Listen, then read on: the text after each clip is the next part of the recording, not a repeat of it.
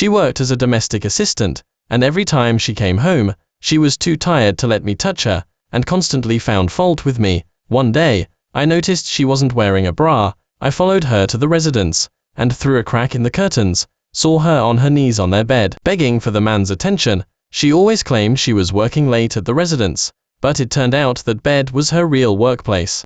At dawn, the click of high heels broke the night's silence. My wife, Jessica, stumbled through the door, reeking of alcohol. I frowned.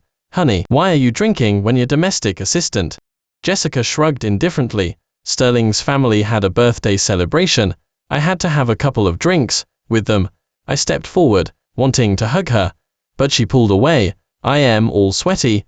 I don't want a hug," Jessica said flatly, her voice tired. In the dim light, I noticed her clothes were a bit disheveled. The tight top she wore made the outline of something unusually prominent beneath it. I found it odd but didn't think much of it. "Is work very busy?" Jessica scoffed. "Do you think a domestic assistant for rich people isn't busy? My wife used to be a preschool teacher. After marrying me, she became a stay-at-home wife. Life was quite comfortable. I never let her work again. But for some reason, a while ago, she suddenly told me she wanted to work as a domestic assistant for a wealthy family, specifically the well-known Sterling residence. I remembered she used to look down on that profession. Being a domestic assistant is tough. Can you handle it?" I asked cautiously. Jessica grew impatient. "I am going to be a personal domestic assistant for a rich family. It's not like the kind of rough work you're imagining." Seeing her tired expression, I knew she was forcing herself, so I couldn't help but say, "How about, you don't do it anymore, honey? I can support you." The moment the words left my mouth, Jessica suddenly looked up and glared at me. "Ethan, what do you mean by that? Are you looking down on my contributions to this family?" I didn't expect her to interpret it that way and was momentarily stunned. A few seconds later, Jessica seemed to realize and said coquettishly, all right, I really like this job, just don't meddle." Just as I was about to persuade her further, I saw Jessica frown, looking displeased. "Oh, really? Ethan, do you think me serving others makes me look bad in your eyes?" Caught off guard, I hastily tried to placate her. "How could you think that? I was just worried you working too hard, coming back so late every day. Don't give me that." Jessica raised her voice, suddenly exploding. "You think I am not as good as you, but what right do you have to look down on me? This is a legitimate job. Hey, I think you're just a narrow-minded loser, and your vision will never expand beyond this." Her words slapped me across the face. Narrow-minded? Is working as a domestic assistant for a rich family very broad-minded, then? Rage flared in my chest, and I was about to retort, but tears welled up in Jessica's eyes, and her voice shot up an octave. "I am working my fingers to the bone for this family, and not only do you not feel for me, you yell at me. How dare you?" Seeing her face streaked with tears, my heart softened. "That's not what I meant. I just don't want you to be too tired. That's why I wanted you to rest more at home. Hey, what job isn't tiring these days? I knew you were looking down on me." Finally, Jessica didn't even take a shower. She just huffily climbed into bed. I sighed, having no choice but to shut up and get into bed, but I couldn't fall asleep. Jessica was probably still angry, keeping her distance from me, clinging to one side of the bed. I prepared to move closer and comfort my wife. Jessica waved her hand, pushing me away, and the comforter slipped slightly. Suddenly, I noticed the faint outline of her body beneath it. The distinct swell of her breasts was clearly visible. My gaze turned peculiar, fixed on that spot. My wife hadn't moved since getting into bed, so she couldn't have just taken them off. Connecting it with her strange demeanor, when she first came in, I felt a creeping sense that I was being cheated on. Jessica seemed to sense my gaze. Her body visibly stiffened. She slowly pulled up the comforter, a flicker of panic crossing her face, but it was quickly replaced by forced composure. "What are you staring at?" she said, feigning composure, but with a hint of guilt in her voice. "You aren't wearing a bra." Jessica seemed uncomfortable with my question, but quickly became defiant. "Is it wrong to wear whatever's comfortable? Don't overthink things." The moment she finished speaking, she quickly turned away, as if avoiding my gaze. I remained silent, but the doubts in my heart surged like a tide, refusing to subside. All sorts of terrible conjectures swirled in my mind. I quietly got out of bed and smoked several cigarettes furiously on the balcony. That blurry image was like a brand, deeply imprinted in my mind. refusing to fade. The next morning, I was woken by noises from the living room. Still half asleep, I walked out of the bedroom and saw Jessica, looking exhausted, arranging the dishes and silverware on the table. Seeing me, she forced a strained smile. "Yup, I made your favorite oatmeal." The living room and kitchen were spotlessly clean, and the floor glistened wet, clearly indicating she had woken up early to clean. "Why are you up so early? Didn't you come back very late last night?" Jessica stammered. I am sorry. Honey, I was too emotional yesterday." Looking at the dark circles under her eyes, and her slightly pale complexion, a hint of guilt rose in my heart. Perhaps I was overly sensitive and suspicious. She was just working too hard, yet I was doubting her loyalty. Jessica and I were childhood sweethearts, who grew up together, and started dating in college. I was her first love. How could she cheat on me? "I am sorry. Honey, I was wrong last night." I went over and hugged her. "I won't overthink things anymore. You work hard, and I'll support you." Jessica's body trembled slightly. She gently pushed me away, her eyes darting away. "I am going to work now. Remember to eat breakfast." With that, she hastily put on her coat, and left, after breakfast, thinking that my wife went to work without much rest. I prepared lunch and headed to the mansion where Jessica worked. The security guard at the villa's gate stopped me, asking with a stern face, "Sir, who are you looking for?" "I am looking for Jessica. She works as a domestic assistant at the residence," I said truthfully. The security guard eyed me suspiciously and shook his head. "I am sorry, sir, but there's no new domestic assistant at the residence. That's impossible. She told me yesterday she was coming to work this morning." I anxiously pulled out my phone and found a photo of Jessica. "Look, it's her. She said she's a personal domestic assistant at the residence." The security guard took the phone, studied the photo carefully for a moment, and frowned. "I think I've seen this lady before." The guard picked up his walkie-talkie and said a few words. Soon, a middle-aged maid came out. "Sir, can I help you with this person?" the maid asked cautiously. "I am her husband. I just came to see her and drop off some food," I explained. The maid paused, then frowned. "Jessica never mentioned having a husband. Besides, Sterling doesn't allow outsiders in the villa. Didn't she tell you?" "What? How is that possible? We've been married for 3 years. Why would Jessica hide these things?" I was incredulous. A knot of unease formed in my heart, and I anxiously pressed on. "Do you only hire single domestic assistants? What exactly does Jessica do here?" The maid sighed, looking at me with sympathy. "Sir, you should ask her directly about this. I can only tell you that her role with Sterling is not that of a regular domestic assistant." My head spun, and a terrifying thought surfaced in my mind. I trembled as I pulled out my phone and called Jessica. "Hello, Ethan." Jessica's flustered voice came from the other end of the line, accompanied by a man's heavy breathing. "Jessica, where are you? Who are you with?" I roared. I am at work." Jessica stuttered incoherently. "I can't talk now. I'll call you back." "Jessica, you tell me right now." Before I could finish, the call was disconnected. My hand holding the phone trembled uncontrollably. So, Jessica really had cheated on me. The maid looked at my ashen face and sighed. "Sir, you should go home. This isn't something we servants should speak too much about." My mind buzzed, and I could no longer contain my rage. I rushed straight into the villa. As I got closer, I saw my wife through the French windows. She was exposing her pale skin, kneeling on the bed, begging for the man's attention. What kind of domestic assistant was this? The security guards were chasing behind me, but I burst with unprecedented speed, racing blindly up to the second floor. From a room down the hallway, a sound that made my face burn, moaning, drifted out. That sound was unmistakably Jessica. A shock ran through me, and my blood instantly froze. Trembling, I pressed my ear against the door, wanting to confirm I hadn't misheard. "Sterling, you're amazing. So good." Jessica's seductive voice came through, mixed with slapping sounds. Jessica moaned provocatively, openly disdainful of me. "My husband's an idiot. I accidentally left my bra here last night, and he didn't even say anything." Jessica screamed more wantonly, completely disregarding that there was a hallway outside. I leaned against the door, trembling, almost unable to stand. The lustful sounds of their bodies thrashing together grew more intense. A scene flashed unbidden in my mind. I imagined Jessica batting her eyelashes alluringly, her pale body thrashing wildly up and down. My head spun. and my stomach churned. My wife, who used to be so demure and proper, was now a depraved woman servicing another man. This was why she had been refusing intimacy with me lately.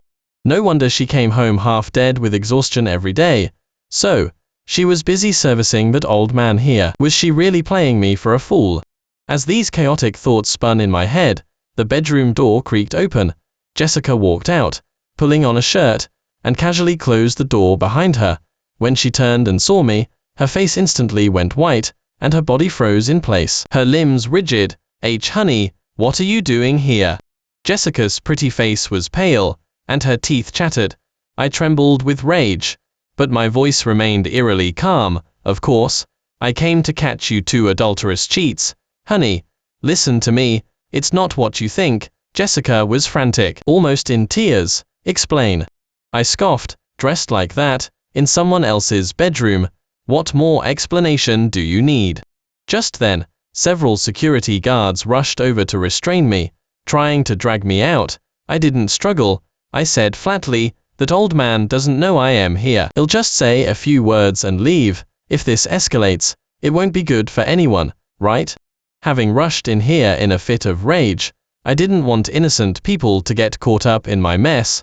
The security guards exchanged glances, and after a few seconds, they released me. But each of them remained tense, fearing I might suddenly snap. I knew what they were worried about and didn't pay them any mind. I took a deep breath, scanning Jessica up and down. The hem of her shirt barely covered her thighs, and the neckline was wide open, vaguely revealing marks covering her chest. Hey, a domestic assistant. So, it means servicing men for sex. Jessica, you've truly opened my eyes. Ethan, please stop. I am begging you.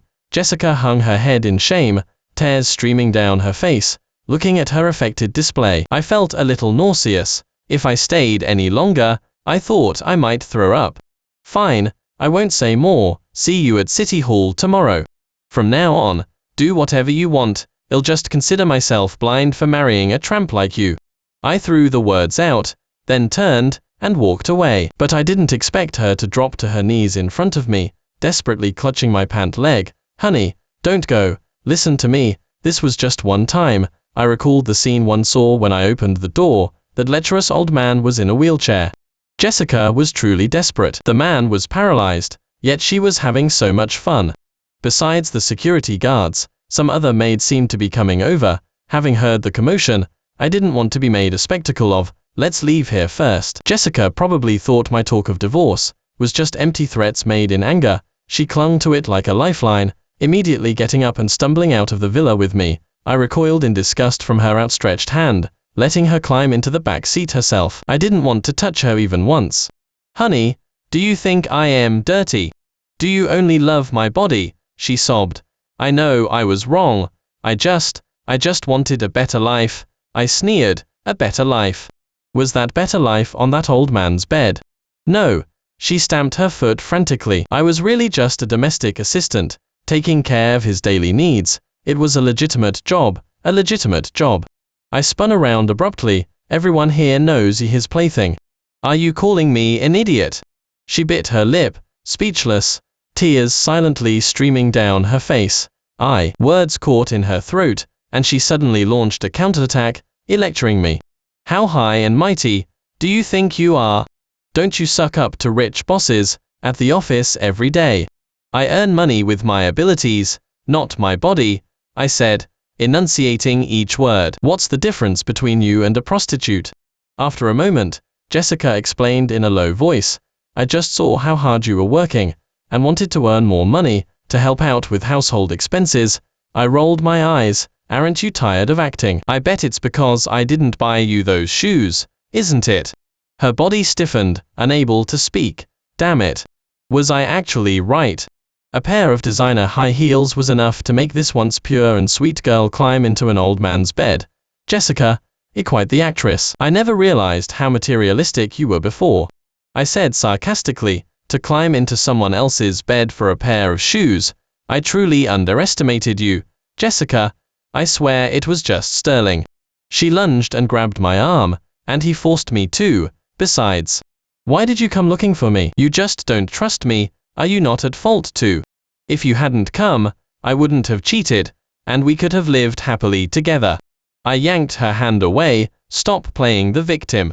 You cheated, and now it's my fault. Jessica continued defiantly. What about you? You work overtime every day. Who knows if you have someone else outside? Why don't you cheat once too, and we can just call it even? I let out a bitter laugh of pure exasperation, then simply pushed open the car door. Get out. She clung to the seat desperately. I won't leave, and you can forget about divorcing me. I ignored her and strode away from the parking lot. Jessica's frenzied screams behind me faded into the distance. I pulled out my phone and told my lawyer to prepare the divorce papers.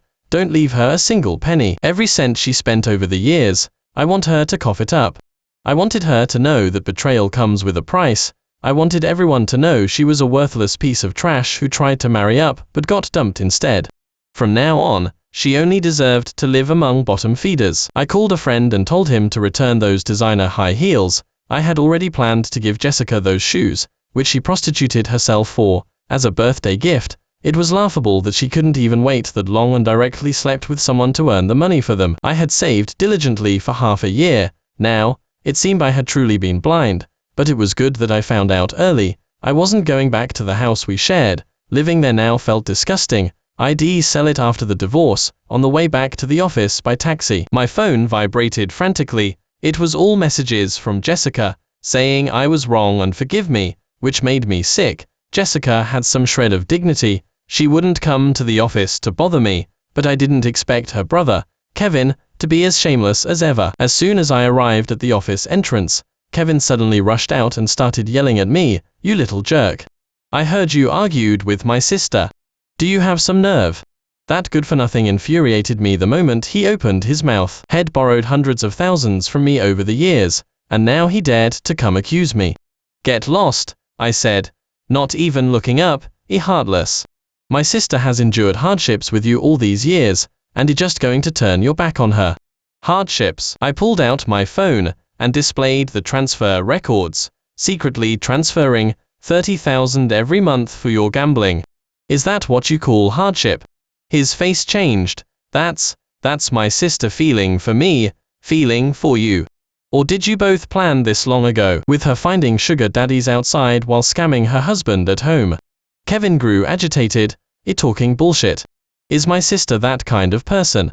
If you dare to divorce her, hey, don't worry, I've already divorced her.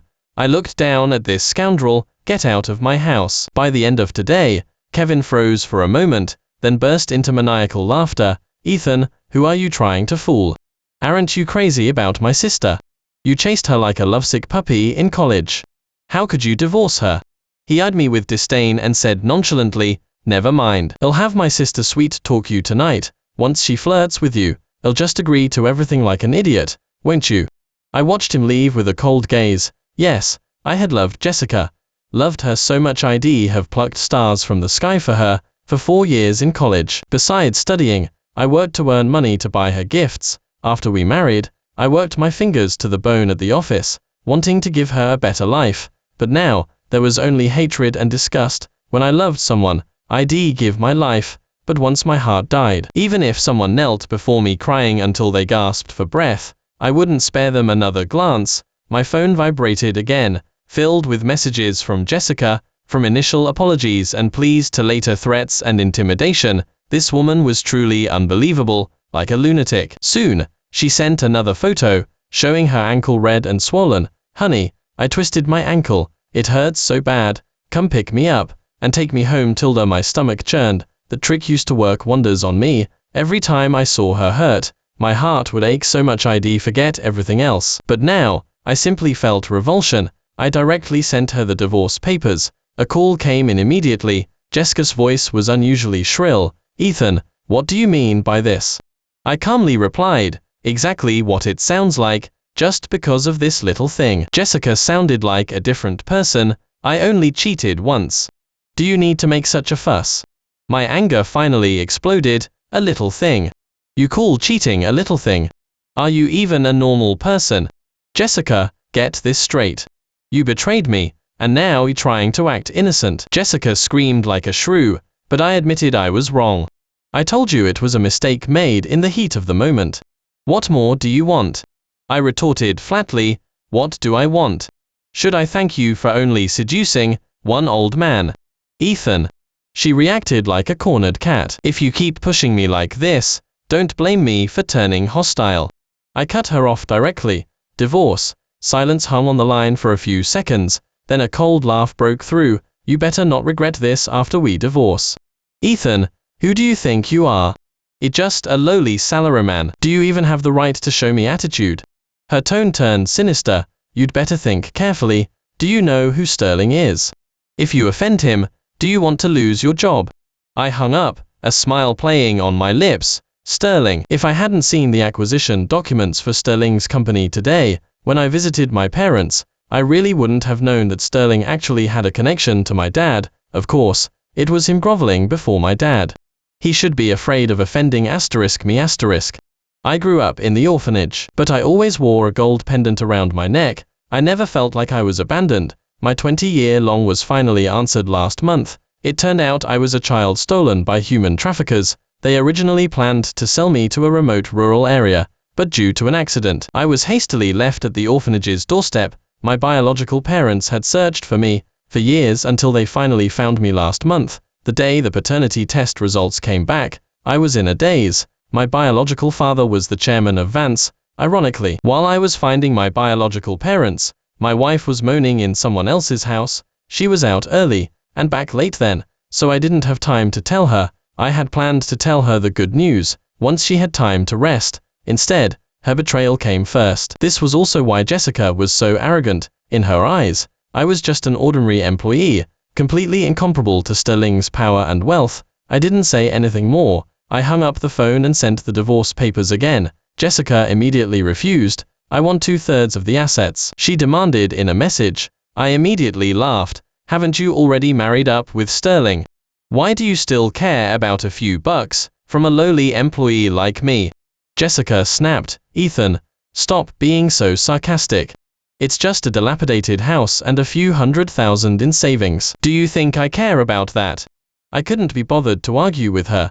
This woman still didn't know that Sterling, whom she tried to marry up with, would have his company acquired by my father soon. These past few days, I'd been staying at my newly reunited parents' home. They felt for me, having endured over 20 years of hardship, but they were also relieved that I was capable of living a good life. Seeing me agitated over the Jessica situation, my mother said sympathetically, "Don't worry, they'll never be wronged again." I wasn't idle either, beginning to calculate how much money Jessica's family had taken from me over the years. Thinking back, Jessica's family was truly good at pretending they'd accept my help while secretly laughing at me for being poor and useless. Jessica had been frantically posting Instagram posts lately, showing off all sorts of designer bags and jewelry. Today, she posted another photo of an exaggerated diamond ring, claiming she had found true love. I clicked to enlarge it and burst out laughing. It was clearly a fake diamond, a cheap item I could buy several of without thinking twice. It seemed Sterling wasn't as generous as she imagined. I truly didn't understand if Jessica was pretending to be stupid, or genuinely was. I liked the photo, waiting for the show to begin. How long would Jessica's last shred of smugness last once she found out the old man she hooked up with was about to go bankrupt? The next day, Jessica waited at City Hall, heavily made up. Perhaps my liking the post made her mistakenly believe I wanted her back. Jessica purposely wore a full designer outfit, flaunting herself, the fake diamond on her hand flashing blindingly. Well, do you regret it? She asked smugly, wiggling her finger. Look at the ring Sterling bought me. It's much prettier than your pathetic diamond ring. I sneered. With such limited vision, she still wanted to show off in front of me. My family now had a set of jewelry, worth countless times more than that. It was my dad's Valentine's Day gift for my mom. Let's go. Don't waste time. I walked into the hall first. I don't want to stop you from finding true love. It wasn't until the staff stamped the divorce certificate that the smugness on Jessica's face faded slightly. Jessica stared blankly at the red certificate, then said, feigning melancholy, "Ethan, actually, if you had just been a little more ambitious, I wouldn't have what? Wouldn't have become an old man's mistress." I interrupted her coldly. You. Her face flushed crimson. I already said it was a legitimate job. Besides, if you hadn't stuck to that measly salary, would I have had to find someone else? I suddenly laughed. So, you think Sterling can give you the life you want? Jessica straightened her back. Of course. He promised me a villa after the divorce. I won't have to settle for your dilapidated house anymore. She continued in a haughty tone. Considering we had some history, if he ever broke, you can come to me. I still have some pull with Sterling. Oh. I chuckled. Didn't you say you'd make me lose my job, unable to even put food on the table? She elegantly adjusted her hair, a patronizing expression on her face. That was just said in anger. After all, I truly loved you, and I wouldn't want to see you two down and out. I let out a scoffing laugh. Loved me. Loved me enough to climb into someone else's bed. Stop putting on an act. It's all because you're useless. Jessica's face was beet red. Look at my classmates. Which one of them doesn't live in a big villa and drive a luxury car? Only me. I have to take the subway every day. And those damn imported brands you gave me recently, nobody even recognizes them. Jessica excitedly grabbed my collar. You promised to give me the best life, and what happened? If you weren't so useless, would I have had to do those things?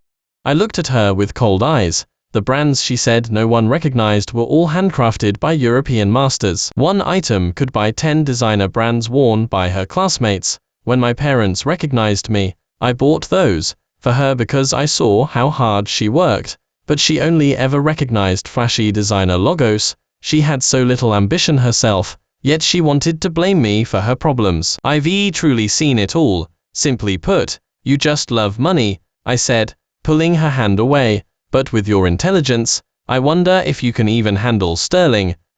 What do you mean? Jessica frowned. Her affected expression instantly crumbled. I looked at her playfully. Do you think Sterling would really abandon his wife of 30 years for you? She stumbled backward in a panic. What exactly are you trying to say? I said nothing more, calmly taking a seat in the City Hall lobby, ready to watch the show. Just then, a black car pulled up to the entrance. An elegant middle-aged woman stepped out, wearing high heels, her face a thundercloud. Aha, I knew that scoundrel had been acting strange lately, so he's been keeping a little vixen outside. Jessica's face turned chalk white. Auntie, please let me explain. Explain. Mrs. Sterling sneered, raising her hand and slapping Jessica across the face. You still have the nerve to call me auntie. Why didn't you call him uncle when you were seducing my husband? Jessica stumbled backward from the blow, looking at me in disbelief. Did you tell her? I spread my hands innocently. Things like this always come out eventually. Mrs. Sterling grabbed Jessica's hair and began slapping her wildly. I watched the drama unfold from the side, finding it amusing. Wasn't Jessica the most materialistic? Now, not only did she not get what she wanted, but she couldn't even keep her last shred of dignity. Ethan, she shrieked under Mrs. Sterling's assault. She's hitting your wife, and he's just standing there. Are you even human? The cell phone cameras of the bystanders aimed towards us, and even Mrs. Sterling's hand paused midair. I shrugged, indicating it was none of my business. Wife? We've already got the divorce certificate. Whose wife are you? How could you do this? Jessica knelt on the ground, clinging to my leg. We've been together for so many years. Can you bear to watch me get beaten? You seduced someone else's husband. Why didn't you remember you were someone else's wife? At my words, the whispers and pointing from the crowd grew louder. Mrs. Sterling slapped her again. Tramp. You abandoned such a good husband. This is what you deserve. Jessica let out a muffled cry from the blow. Hearing the curses from the surrounding people, she fainted from rage. Watching the security guards carry her away, I hailed a taxi home. All the luxury goods I had bought for her over the years were still untouched in the closet. I had them all removed and sold. What about this wedding ring? My bodyguard asked me. I looked at the ring that had been with me for 2 years, a bitter smile on my lips. I had worked so hard to save money to buy it, thinking I would never take it off in this lifetime. Now, thinking back, life's unpredictable. Dispose of it too. Dirty things were better not kept around to bring bad luck. Afterward, I told my bodyguard to deal with Kevin's mess. I heard that good-for-nothing still tried to act tough, but ended up getting beaten badly. Good. Let him get a taste of real life's harshness. I sent Jessica the financial statements from all these years, letting her see how much money her family had taken from me. After tidying the house, I was about to move into the new home. My parents prepared for me. Mr. Peterson's call came in. He launched into a furious tirade. Ethan, you piece of trash. Are you even a man? How could you just stand there and watch my daughter get beaten? I hung up. He called again, continuing to curse. I hung up again. On the 10th call, he finally stopped acting crazy. You come to the hospital right now and bring enough money. You're responsible for Jessica's medical expenses, aren't you? We're already divorced. She's Sterling's woman now. Go ask him for money. Bullshit. What divorce? Mr. Peterson exclaimed furiously. Young people just don't know any better. They want a divorce over a little thing. A little thing. I suddenly flared up. Your daughter cheated on me, being cheated on me, and that's a little thing. The other end of the line went silent for a moment. I heard him ask in a low voice, Jessica, did you say sorry? Dad. Ive said it many times. Jessica's voice was weak. Mr. Peterson immediately perked up. You apologized already. What more do you want? Who among young people hasn't made mistakes? I took a deep breath. All right, since he's so shameless, let's settle accounts. Ive already compiled a list of all the money your family has taken from me over the years. Either pay it back immediately, or I'll call the police. Mr. Peterson panted with rage. That's money for the family. I hung up the phone directly. From now on, I would no longer contact this family. Not long after, a video went viral throughout the city. The scene of a wealthy wife beating a mistress spread rapidly across the internet. Although Sterling's face was blurred out, Jessica's face was clearly visible. Below the video, there was a chorus of cheers of approval. Some security guards from the wealthy district even leaked information, saying that this woman would seduce rich men in the community every night. A call came in from an unknown number, and Jessica's hysterical screams filled the air. Ethan, it was you, wasn't it? Why are you doing this to me? I chuckled softly. What did I do? All I did was let everyone see how you seduce married men. It was true. I had done it, but I had only signaled to Mrs. Sterling that she could seize the opportunity to make a scene, and in doing so, dump Sterling and make him leave with nothing. Crazy, she shrieked. I only cheated once. Do you have to try and ruin my life? Now everyone is laughing at me. Listening to the breakdown and despair in her voice, I felt no flicker of emotion in my heart. Instead, I felt a strange sense of satisfaction. When she finished crying, I slowly began to speak. Once. Do you want me to release videos of how many times you were on Sterling's bed? So everyone can see how you service that old man. You, a monster. She began to break down, sobbing. What exactly do you want to do to me? I waited with a cold smile until her sobs grew softer, then slowly said, this is just the beginning. Did you think it was over? What else do you want? Jessica's voice trembled. I glanced at the message from the debt collection agency on my phone. So, your family isn't planning to pay back the money you owe me. Why should we pay it back? Hearing pay back, she got agitated again. That's marital property. Don't you dare try to extort money from my family. Marital property. I scoffed. Then I suggest you have a good talk with my legal team about what exactly constitutes marital property. Jessica suddenly burst out laughing. Ethan, who do you think you are? A small-time employee can afford a legal team. The more she spoke, the more agitated she became. Do you know how much a lawsuit costs? How long it drags on? At worst, I'll have my parents cause a scene at your office every day. Let's see how you get any work done. Your bosses will get fed up with you, and you'll lose your job. Her tone was full of menace. With a few thousand a month, how are you going to keep up with us? I held the phone, listening to her continue smugly. So, Ethan, be smart about this. Just drop the money issue, and we'll go our separate ways. If you insist on holding on, you're right. I suddenly interrupted her. But before we negotiate, shouldn't you check today's financial news? What? What news? The news about Vance acquiring the Sterling, I said playfully. Aren't you curious who the acquirer is? Silence on the other end for a few seconds. What does that have to do with me? Of course it concerns you, because you can no longer rely on Sterling, I said softly. The most important thing is, the one who acquired it is the poor husband you looked down on. You're talking nonsense. Jessica's voice began to tremble. It's just an employee. I immediately sent her the acquisition contract. You've always complained about me being poor, haven't you? So, guess what? Would someone who can acquire the sterling be unable to afford those luxury brands you desire? Impossible. This is impossible. Her voice grew weaker. Aren't you an orphan? How could you be so powerful? Oh, that, I said leisurely, I forgot to mention, after you started working, I found my birth parents. They are actually the wealthiest people. I am just riding on their coattails. Fearing she wouldn't believe me, I kindly sent a copy of the paternity test results. From the other end of the phone, I heard the sound of something heavy falling, followed by silence. It seems she was hit too hard by reality and passed out. I shook my head. She's so fragile, it's barely satisfying to humiliate her. I slammed the court summons onto the Peterson family's dining table. The entire house fell terrifyingly silent. Mr. Peterson suddenly stood up and slapped Jessica. You worthless burden. Do you know this will land us in jail? He pointed at Jessica's nose and cursed. You've ruined your brother's entire life.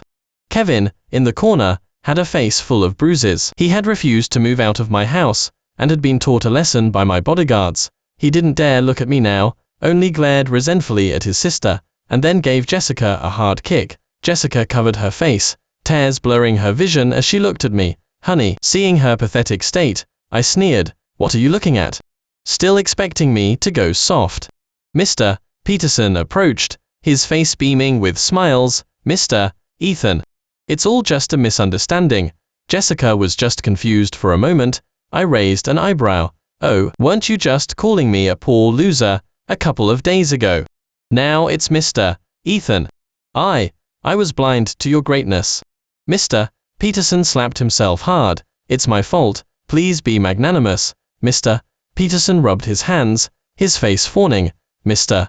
Ethan, we now know your family is wealthy. About the money, with someone of your stature, you wouldn't bother with such a small sum, would you? He said with a forced smile. I looked around. The whole family was now looking at me with expectant eyes, completely different from their expressions when they were cursing me a few days ago. Indeed, this amount of money is nothing to me. They had just let out a sigh of relief when I continued. But I insist on settling this debt with you. Either pay back the money, or your whole family can wait to go to jail. I have all the time in the world to deal with you, Ethan. Jessica walked over, leaning on the wall, her face still bruised, looking somewhat disfigured. What? Another trick? She suddenly knelt down. Honey, let's get back together. Okay. I nearly burst out laughing. Are you out of your mind? You want to get remarried at a time like this? Don't think I don't know. She suddenly became agitated. You're taking revenge on me, because you can't let me go, aren't you? If you didn't love me, why would you go to such lengths to destroy me? Yes, that's right. You must be jealous. You're jealous that I slept with other men. That's why you keep bothering me. Watching her smug expression, I suddenly understood. This woman still thought I was acting out of love turned to hatred. You think too highly of yourself. Who do you think you are? Do you think I can't live without you? I grabbed her wrist and pulled her in front of the mirror. Open your eyes and look. In your current state, do you deserve me now? In the mirror, her face was bruised and purple. There was no trace of her former beauty. Do you know how many socialites are waiting to marry me? Why would I remarry a woman who has slept with so many men?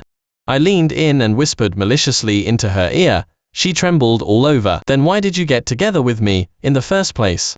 Why did you deceive me? I whispered softly into her ear. Because I truly did love you. But you weren't worthy of that feeling. So now, just calmly experience what it feels like to fall from heaven into hell. All of this you brought upon yourself. Watching her break down crying, I knew this game should come to an end. When she heard me say I had loved her, Jessica's expression instantly froze. Suddenly, she let out a frantic laugh. Loved me? Did you really love me? Then why would you do this to me? I ignored her madness and turned to leave. Behind me, I heard things being smashed and Mr. Peterson's furious shouting. It seemed that family was about to turn on each other again. A week later, in court, Mr. Ethan. Please, just give me more time. Kevin knelt on the floor, weeping uncontrollably. I swear, 1 month, just 1 month, I'll pay it all back. Watching this once arrogant guy groveling on his knees, I couldn't describe how satisfied I felt.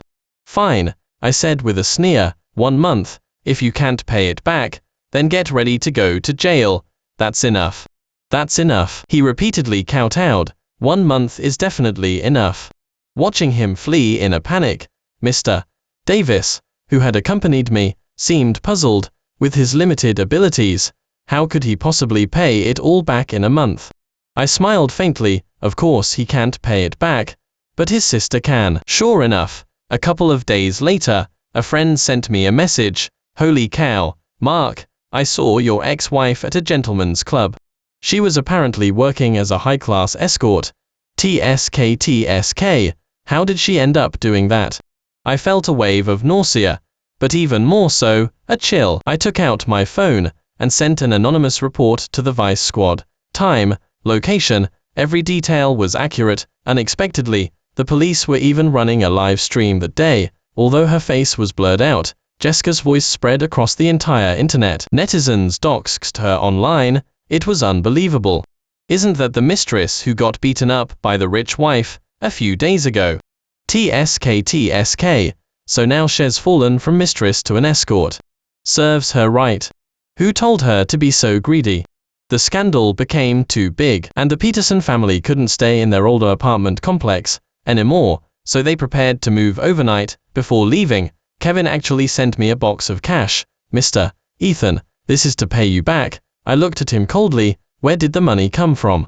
His face changed, and before he could speak, the police, who had been lying in wait, rushed out. It turned out this idiot had robbed the bank to pay back the money. Take him away.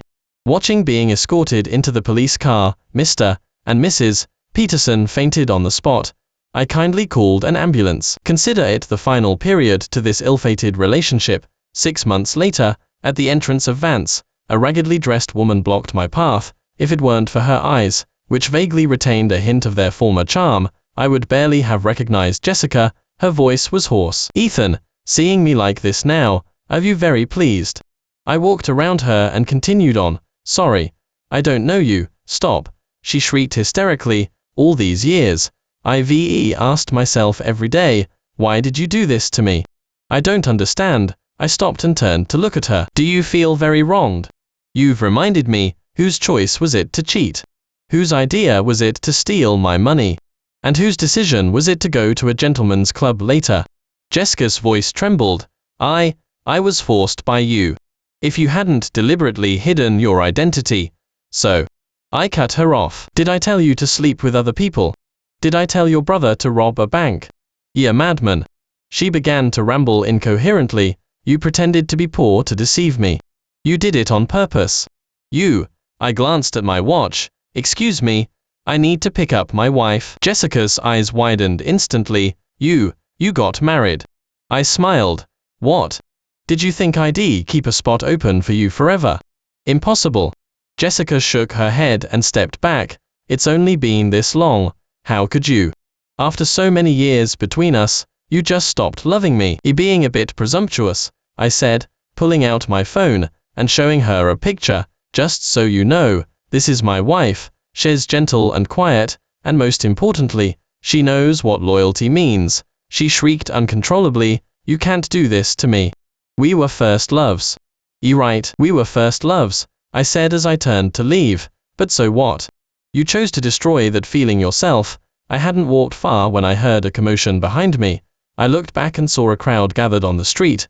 It seemed someone had been hit by a car, and I thought I heard Jessica's cry of pain. At that moment, my wife walked over, linked her arm through mine, and asked, something seems to have happened over there. Should we go take a look?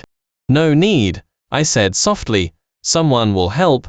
We walked quite a distance. Only then did the ambulance siren gradually become audible. Later, I heard that Jessica had rushed into the street. She was hit, and she was still cursing the driver, saying they were blind. By the time the ambulance arrived, she was already barely conscious. Although she survived, she would be bedridden for the rest of her life. Since was entirely at fault, the driver didn't have to pay much for her medical expenses. As a result, even that small amount of money was completely seized by her family. As expected, her life, paralyzed and bedridden, would be anything but easy. Perhaps this was her destiny. Jessica's fate was sealed the moment she betrayed me.